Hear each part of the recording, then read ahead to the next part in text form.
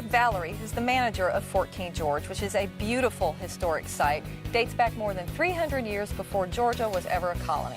So tell us a little bit about where we are. Absolutely. So we are at Fort King George, which was established by the British military in 1721. Like you said, almost 300 years ago. The British established Fort King George because they were trying to get control of this part of Georgia, the 100 miles of coastline known as the Debatable Lands. Their enemies, of course, at this time were the Spanish, which had set up forts in Florida, as well as the French, who were trying to gain river control inland towards the Mississippi. Gotcha.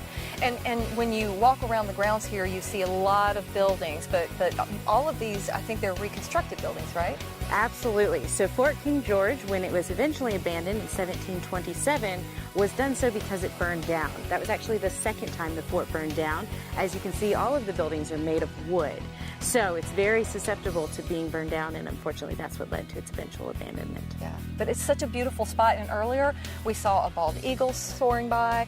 I think you guys offer kayak trips, don't you, and interpretive programs? Yes, we offer a wide variety of interpretive programs. We love going out paddling. We offer sunset paddles, sunrise paddles, as well as rentals, so that way you can just come out and enjoy the rivers yourself. These rivers, of course, are very historic. We're right on the mouth of the Altamaha River, which is one of Georgia's largest and most significant rivers. It's so beautiful. I just love the salt marsh. And so I would think that kids really love to run around here, especially with the cannons and everything. What do kids like to do here? Kids love Fort King George.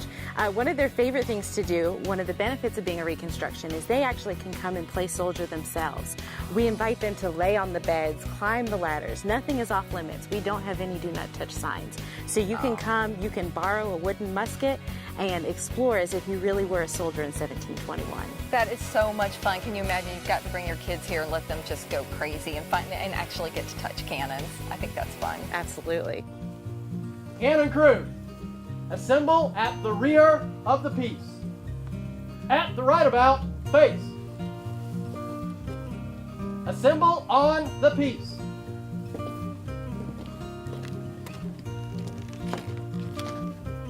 Tend the bit.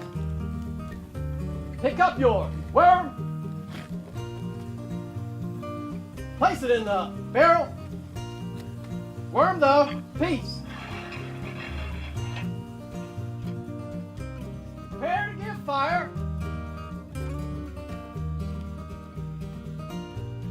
Give fire.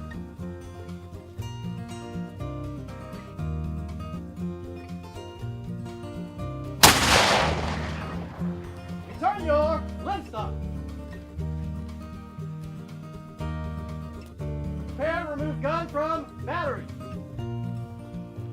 When people first come here, they go into the museum where there's a film and a gift shop, and then they come out here. Tell me a little bit about all the buildings that they see. Absolutely. So we first have the blockhouse, which is our most popular building. It's 4 stories tall. It's built as it originally had been in the 1720s. The walls are 4 inches thick, so a musket ball couldn't even penetrate those walls. It was a great defense point. Cool. The rest of the buildings we have here demonstrate what life was like in the 1720s. You can often come to Fort King George and see a blacksmith working in the forge, taste some fresh baked bread coming out of the bacon brew house, or even perhaps see a woodworker turning some bowls.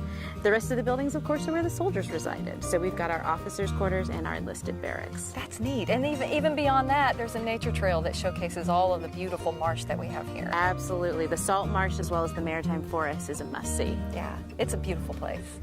We do these programs several times each month for tour groups, as well as on holidays. We assemble our soldiers here at the fortress. We get on our uniforms and we fire the cannon and muskets, as well as many other living history demonstrations, things like blacksmithing and woodworking and spinning and sewing and crafts. All sorts of activities are offered several times each month for visitors here to Fort King George.